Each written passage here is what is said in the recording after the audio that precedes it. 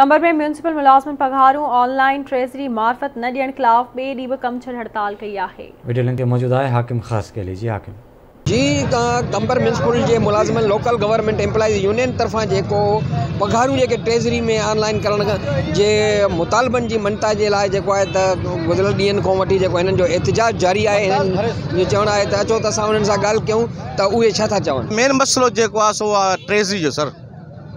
सॼी सिंध में जेको आहे सो ट्रेज़री जो मसलो आहे। सॼी सिंध ब्लॉक थी वई आहे। सॼी सिंध जी म्यूनसिपालिटी टाउन ऑफिसूं टोटली सां बंदि करे छॾियूं ऐं वॾे में वॾो मसलो जेको असांखे परेशानी और ट्रेज़री जी आहे। असांजो मुतालबो आहे त असांजो पघारूं ऑनलाइन करे ट्रेज़री में ॾिनियूं वञनि। असांजा बच्चा जेके आहिनि फाका कशी में गुज़री रहिया आहिनि। गवर्नमेंट पघारूं मथां मोकिले थी, उहे पघारूं असांखे लेट सां थियूं मिलनि, कॾहिं 20 तारीख़ कॾहिं 15 तारीख़। असांजे घरनि जा जेके आहिनि ख़र्च मुतालबा असांजा घर जा नथा पूरा थी सघनि। असांजो इहो मुतालबो आहे। जेकर असांजो इहो मुतालबो पूरो न कयो वियो मरण घड़ी ताणी बि असांजो एहतिजाज इहो हलंदो ऐं तालाबंदियूं ऑफिसुनि जूं हूंदियूं। असांजो मुतालबो इहो आहे त असांजूं पघारूं ऑनलाइन थी वञनि ऐं असांखे पघार जेकी मिले थी कॾहिं 15 तारीख़ कॾहिं 20 तारीख़, इन में असांजो गुज़र सफ़र नथो थिए। कर्ज़ी बि असांखे कर्ज़ नथा ॾियनि। उन जे बावजूदि जे अगरि असांजी वरी रिटायरमेंट थी थिए, चवंदा जेको मुलाज़िम असांजो रिटायर थिए थो त उनखे हर महीने में 50,000 ॾिनो थो वञे।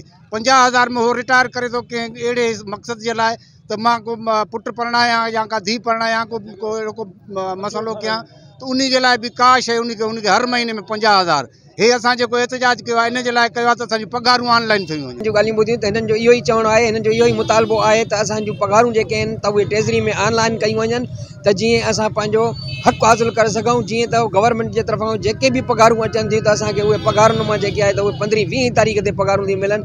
तंहिंजे करे असां इहो मुतालबो था कयूं त जेसिताणी ट्रेज़रीअ में पघारूं ऑनलाइन न थींदियूं तेसिताणी जेको आहे असांजो एहतिजाज जेके आहिनि जारी रहंदा। कैमरामैन अकबर चांडियो सां गॾु हाकिम ख़ास के लिए आवाज़ न्यूज़ कंबर।